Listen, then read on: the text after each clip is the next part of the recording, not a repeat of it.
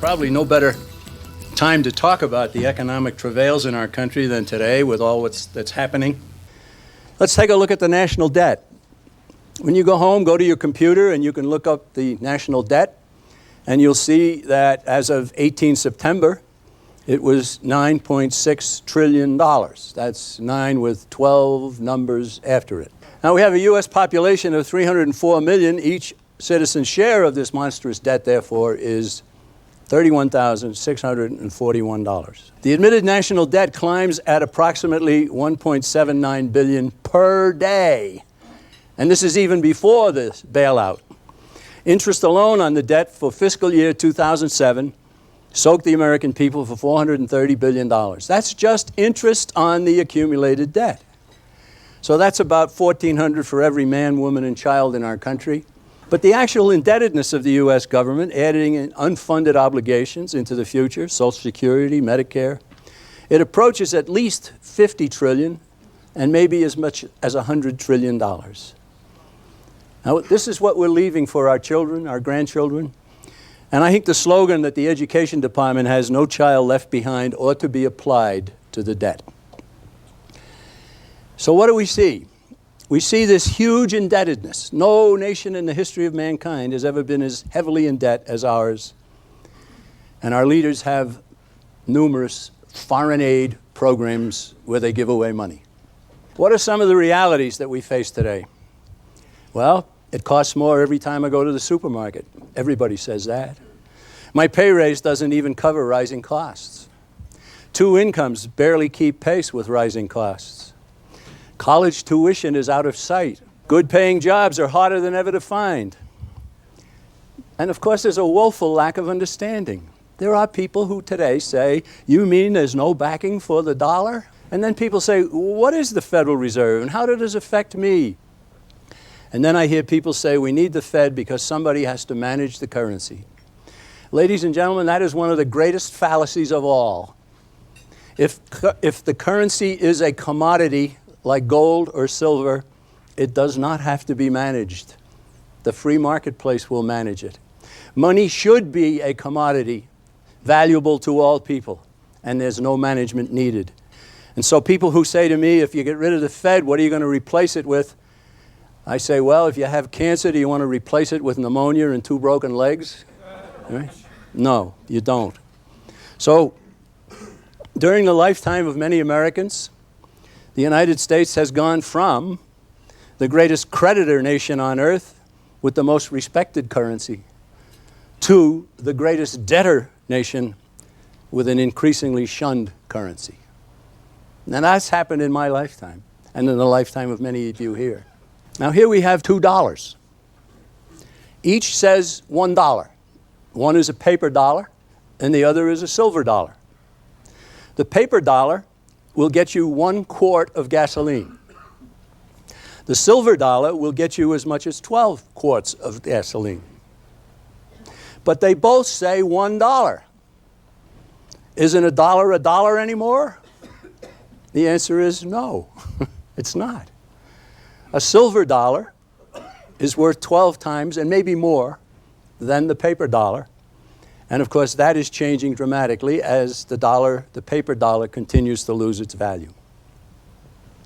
Its cause is inflation. Now, let's talk about inflation. It is not rising prices. Don't blame the grocer. Don't blame the gas station attendant, the landlord, or the employer who can't supply a pay raise. Yes, inflation is an increase in the quantity of currency. So then you blame the counterfeiter. You blame the government or the government's partner, the Federal Reserve, for flooding the nation with currency. That's what inflation really is. Rising price is the effect of inflation. Inflation is an increase in the quantity. And you can say that about anything. If a fellow discovered a beach and instead of sand on the beach, it had diamonds, and he started to spread the diamonds around the community, the value of diamonds would do what? It would go down. Right? And who would dare give one to his fiancée? Any substance whatsoever. Increase the quantity, and you will see the value go down. Now I contend, and I'll probably say this again before we finish, If you give anybody the power to inflate, he will. Just as simple as that. The temptation to inflate will overcome whatever good intentions might have been had by anybody. If you give anybody the power to inflate, he will. Now you go to a dictionary today and you probably will not get a decent definition. They will equate it with rising prices. They will say it's rising prices and so on. Back in 1957, this dictionary had it correct. It said inflation, an increase in the amount of currency in circulation resulting in a relatively sharp and sudden fall in its value, and rise in prices. Note, resulting in rise in prices. So the dictionaries even have been changed. There's two aspects of inflation that are very important. The first is thievery. I have a statement here from John Maynard Keynes, a famous British socialist. Keynes did write a book in 1920, and in it, he hit the nail on the head. He said, by a continuous process of inflation, governments can confiscate, secretly and unobserved, an important part of the wealth of their citizens. How does that happen? Well, let's give an example. We'll say a man in 1945 inherited $10,000. He could have bought a home in 1945 for his $10,000. He didn't. He put it in the bottom drawer. And then 50 years later, he took it out of the bottom drawer and he found out he couldn't even put a down payment on a home. What happened to the value of his money? It was confiscated secretly and unobserved by the government and its partner, the Federal Reserve. Now all kinds of examples can be given for that. But there is an example of what happens. Secretly and unobserved, this man's money continued to lose value. What we are seeing through inflation is what I like to call reverse Robin Hood. You all know Robin Hood. He stole from the rich to give to the poor. And today, the Fed and the government are stealing from the poor and the middle class to give to the rich. Reverse Robin Hood is where we are today. And we've got to stop it. And I think we can. But inflation is not only thievery, inflation can destroy a nation. In 1946, Henry Hazlitt wrote a book, and in it he said, inflation tears apart the whole fabric of stable economic relationships. It drives men toward desperate remedies. It leads men toward demand totalitarian controls. It ends invariably in bitter disillusion and collapse. Now I put a chart up here of the value of the Reichsmark in Germany. As some of you probably know, at the end of World War I, the German people it was demanded of them that they pay reparations for what the war had accomplished and the destruction that had been wreaked. So the German government, in order to pay off, started inflating the currency.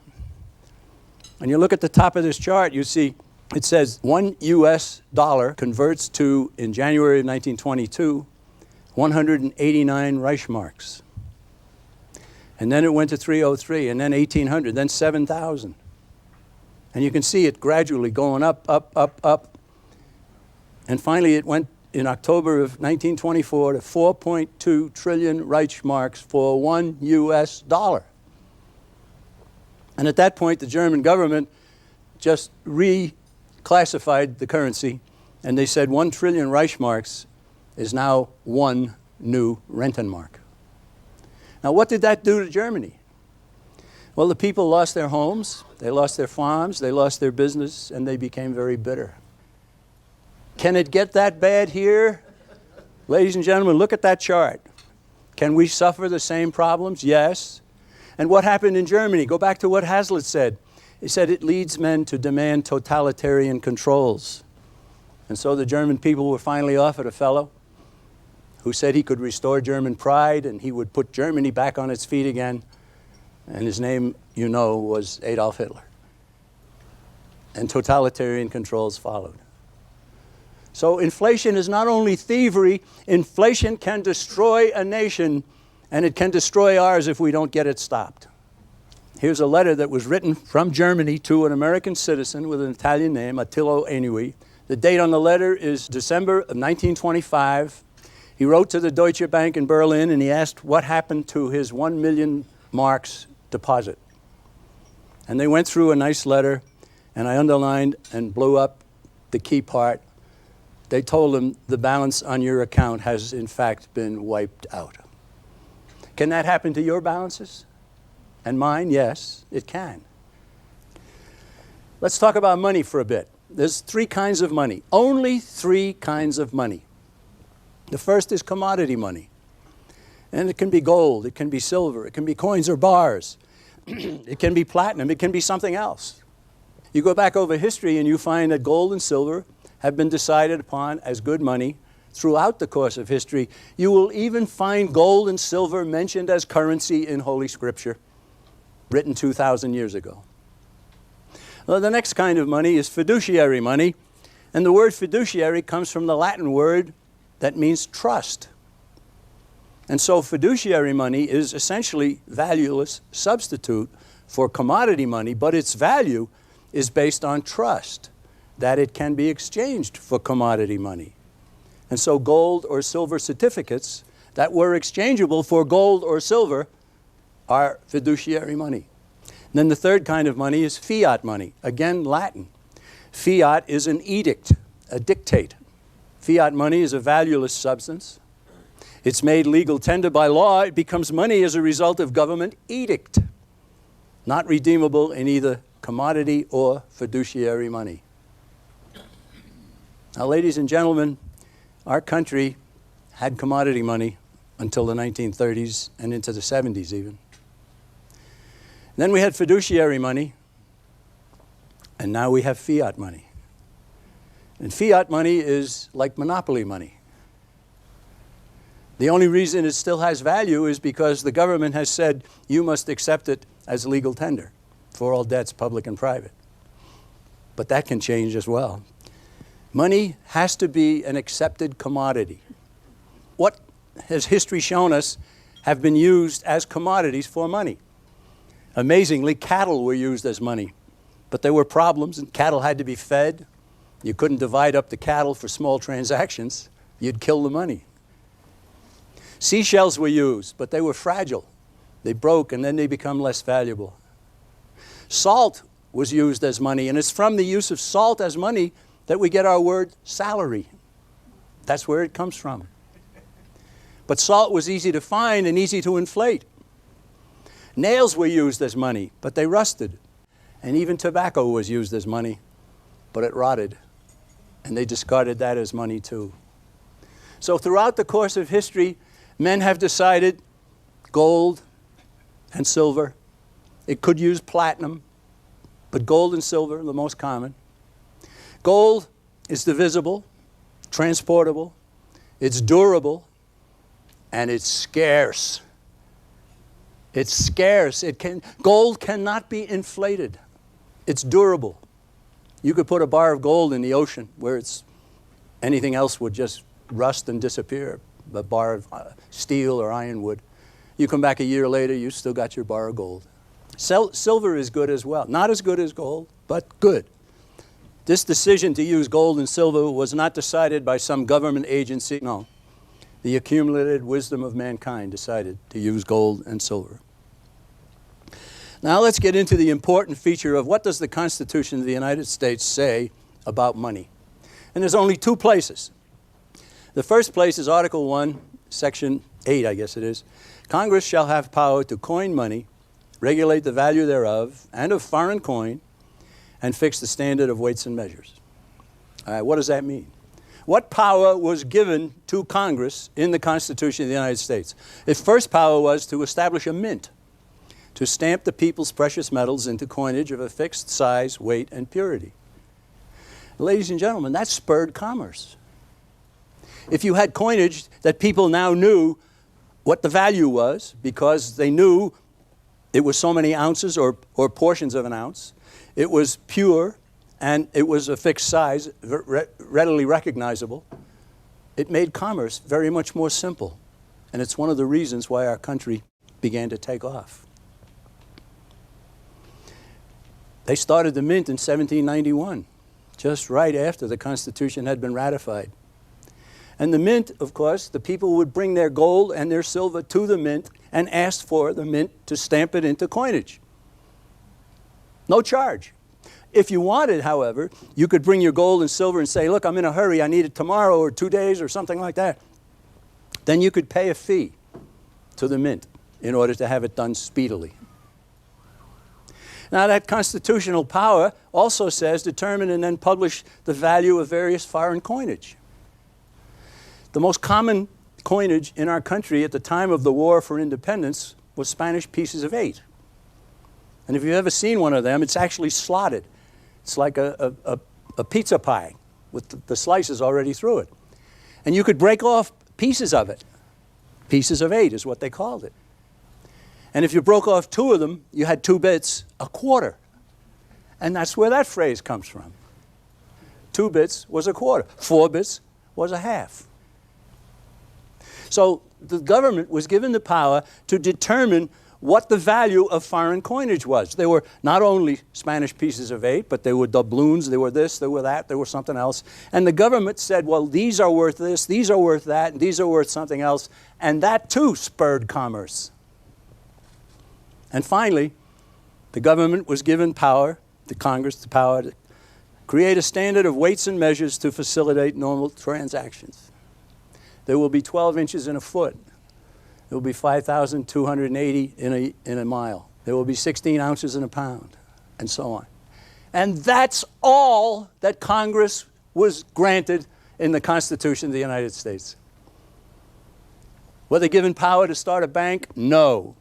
Were they given power to transfer power that they didn't have to the Federal Reserve to start something? No, of course not. Now, that's so little known, but it has to be known.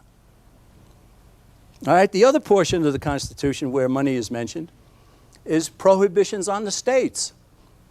Now, you got to realize that the men who went to the Constitutional Convention were very jealous guardians of state power. And one of the things that lost here in America is that the states created the federal government, not the other way around. The creature has become greater than its creator, and that's, of course, wrong. And so the people who went from the different states to the Constitutional Convention willingly said, no state shall coin money or emit bills of credit, and that's the term for paper money that was used at the time of the founding of our country. Bills of credit, paper money. And no state shall make anything but gold and silver a tender in payment of debts. And that's all the Constitution said about money. What was the attitude of the founders regarding paper money?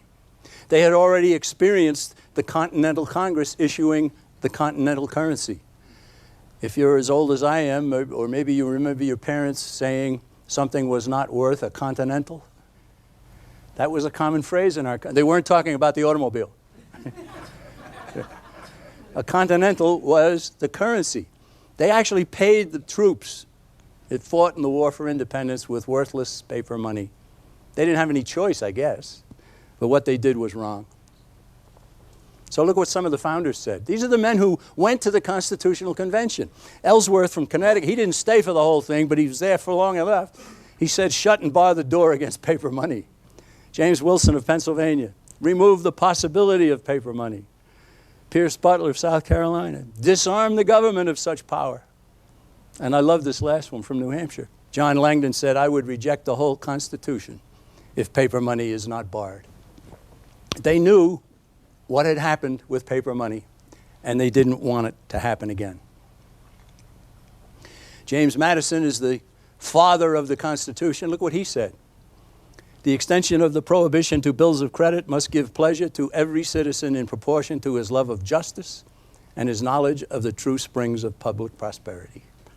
The power to make anything but gold and silver a tender in payment of debts is withdrawn from the states on the same principle with that of issuing paper currency. Let's take a look at currency. We'll draw a picture here of what has happened. I have pictured here a 1907 U.S. Treasury gold certificate.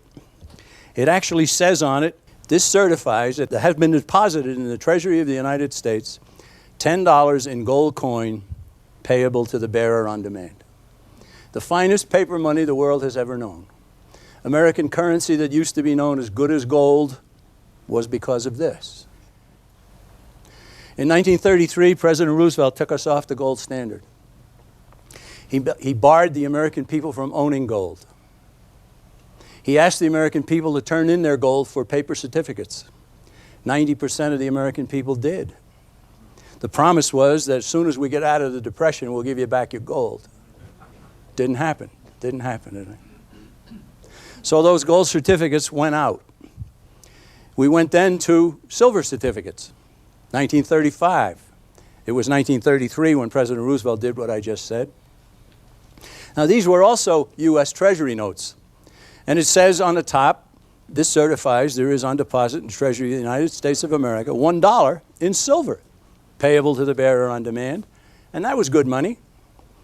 But that disappeared courtesy of Lyndon Johnson in 1968. So let's go back now. The Federal Reserve was begun in 1913. And 1 year later, the Federal Reserve began to issue its own currency. Now this one's dated 1928, but a similar bill could have been put up here from 1914. And up here in the top it says, redeemable in gold on demand at the United States Treasury or in gold or lawful money at any Federal Reserve Bank. Now keep in mind that until 1933, gold certificates were still functioning, still being distributed.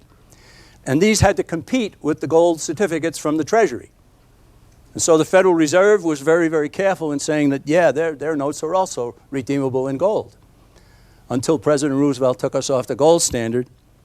Then we went to the next kind of Federal Reserve note.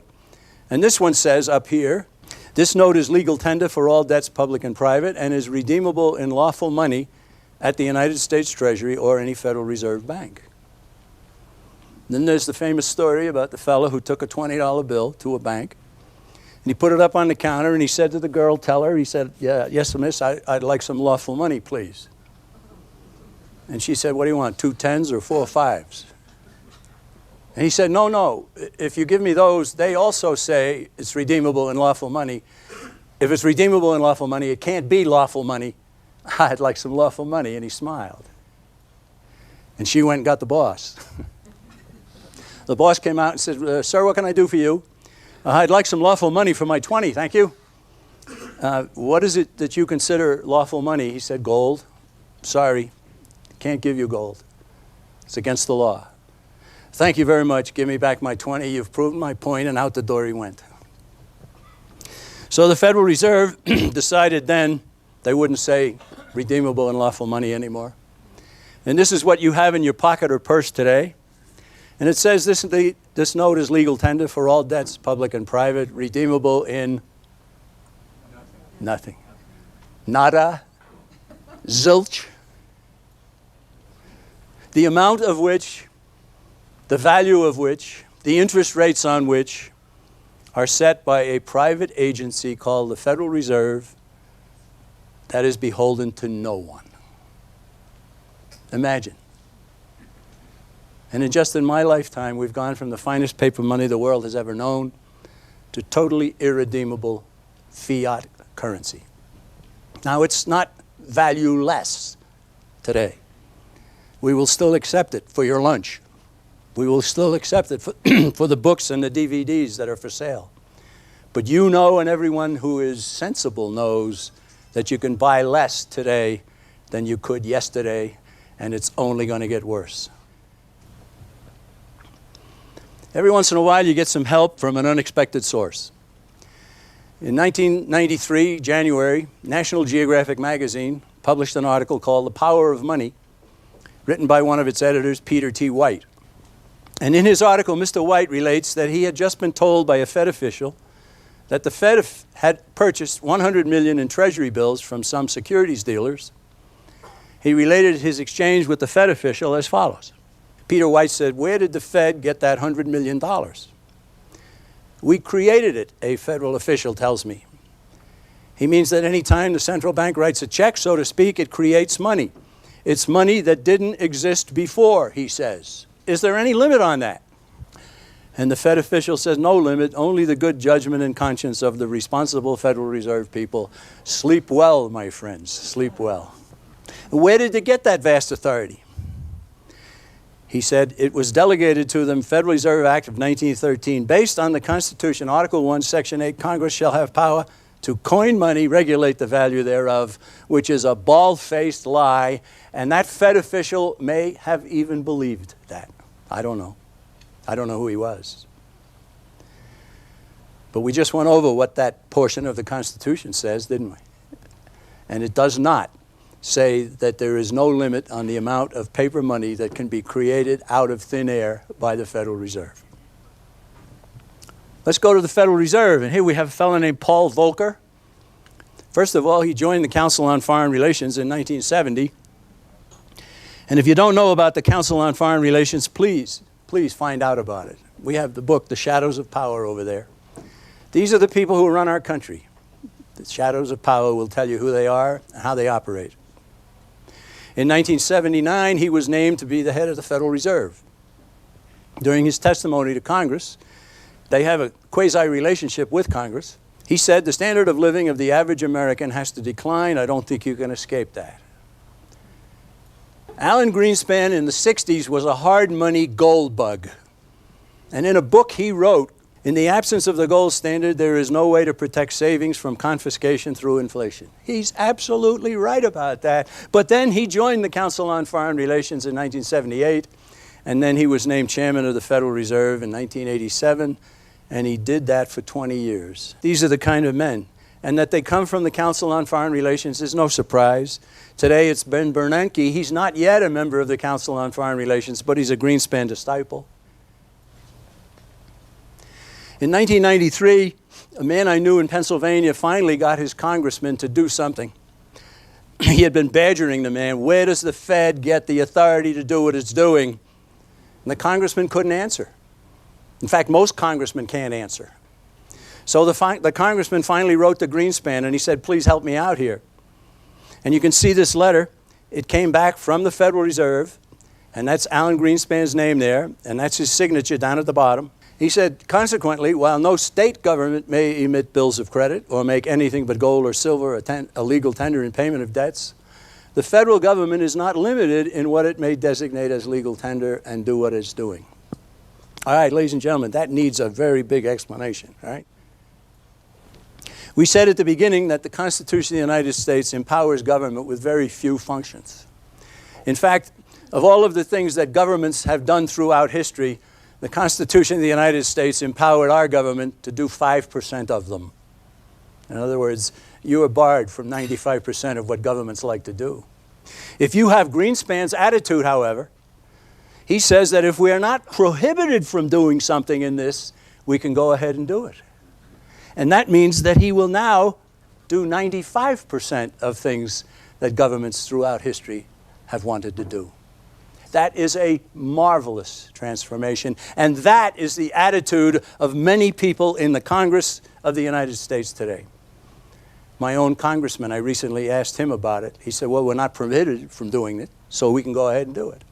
I hope you grasp how important that is. Now, Greenspan's not the only one who has said that. Franklin Roosevelt said that. A lot of others have said that. But here we have it in print. The Federal Reserve, an unelected few, appointed to its Board of Governors by the President for 14-year terms, have been awarded completely unconstitutional power to decide the amount of currency, establish the value of the currency, set the interest rates on it, and create booms and busts. The Federal Reserve is the brainchild of Edward Mandell House. House was President Woodrow Wilson's top advisor. He wrote in his own 1912 book, Philip Drew Administrator, that he was working for, quote, socialism as dreamed of by Karl Marx. It was House who later founded the Council on Foreign Relations. When the U.S. Senate said no to the League of Nations that he and Wilson tried to promote, they decided to form an organization to persuade the American people to want world government. That's what the Council on Foreign Relations is. And of course, if we get world government, you can scrap what's in this little book. We will now be under the United Nations. I put a quote at the bottom here from the famous leader of the Rothschild banking empire. Let me issue and control a nation's money, and I care not who writes the laws. Because if I control the nation's money, the people who write the laws will do what I want. That's what he said. And that is so true. There were a few who saw the danger in 1913 when the Federal Reserve was created. Senator Henry Cabot Lodge, Sr. of Massachusetts, he said, "The bill as it stands seems to me to open the way to a vast inflation of the currency." Charles Lindbergh, the father of the famous aviator, was a Republican congressman from Minnesota. He said the new law will create inflation whenever the trusts want inflation. And remember what I said. You give anybody the power to inflate, and he will. You can count on it. Then we see Wright Patman, a Democrat from Texas, 1968. He's the powerful head of the House Banking Committee. And he said in the United States today, we have in effect two governments. We have the duly constituted government. Then we have an independent, uncontrolled, and uncoordinated government in the Federal Reserve.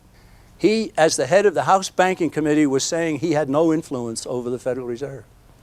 He had no power to control what they were doing. They are an independent government, he said. And yes, they are. And they still are today. It was only a little while ago that the Congress of the United States decided to raise the national debt ceiling. They raised it to $10.2 trillion, 10.2 trillion. They're almost there. Now, Paulson and Bernanke want the government to give $700 billion more to use to bail out their friends, yes, right? To supposedly stop the bleeding of the U.S. economy, which it might do for a couple of months, that's all. And so they've also asked Congress to raise the debt ceiling to $11 trillion. All during the 30s, 40s, 50s, and 60s, the American people were living high on the hog, and we were all doing well, and everybody was happy. It was a prosperous country. You know, don't worry about the Federal Reserve. You know, whatever they're doing is fine with me. I don't care. Now people are beginning to care. The chickens have come home to roost. We talked about Marx and the fact that Edward Mandell House got his cue from Marx, and he said it in his own book. He was working for socialism, as dreamed of by Karl Marx. The Communist Manifesto, famous 10 planks. Number 2, a heavy progressive income tax. Number 5, centralization of credit in the hands of the state by means of a national bank with state capital and an exclusive monopoly. That's the Fed, except that we've gone one step beyond even what Marx wanted. He wanted it in the hands of the state. Ours is in the hands of a private entity known as the Federal Reserve.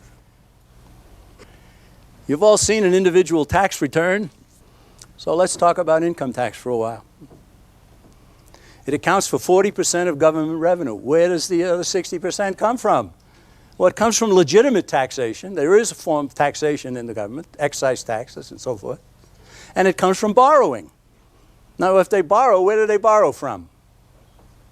Right now, they're borrowing from China. They're borrowing from China. Communist China. Richard Nixon dignified the Chinese, and the Chinese have taken advantage of the dignity supplied, and now they are the United States creditor. And so the billions and billions that China is lending to the United States has put our nation in another noose. Now go back to what happened regarding money. President Roosevelt took us off the gold standard. President Lyndon Johnson took us off the silver standard. But until 1971, the American people couldn't exchange their dollars for gold, but foreigners could. Actually, foreigners could. Maybe you remember the term gold flow. Our gold was leaving the country. Foreigners were cashing in their dollars and taking the gold. They were emptying Fort Knox. And it was Richard Nixon that put an end to that and cut forever any tie of U.S. currency to precious metal. The same man who went to China and dignified Zhou Enlai and Mao Zedong, the bloodiest murderers the world has ever known. Ever.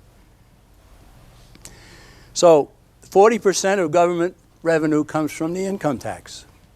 If the income tax were abolished today, government spending would revert all the way back to only to 1997.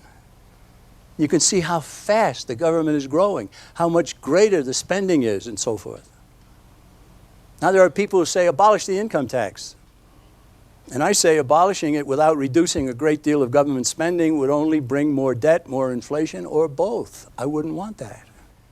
I want to abolish the income tax, but I want a corresponding cutting back of government agencies. Which ones?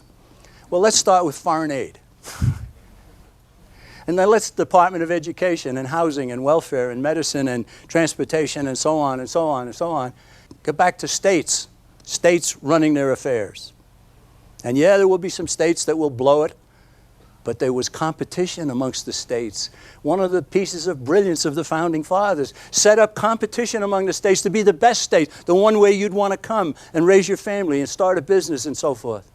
Competition always produces excellence. We have no competition in the money field. It's a monopoly headed by the Federal Reserve. So let's analyze where we've been. How can all of what we've talked about be explained? Is it stupidity? Are you going to tell me Alan Greenspan is stupid? No. Is it ignorance? No. No, neither he or the leaders of our government, the presidents and the vice presidents and the heads of the committees and the big congressmen and so forth, they're not ignorant of what's going on. Well, if it's not stupidity and it's not ignorance, maybe it's design. And I said before that occasionally you get help from an unexpected source. There's a fellow named David Rockefeller.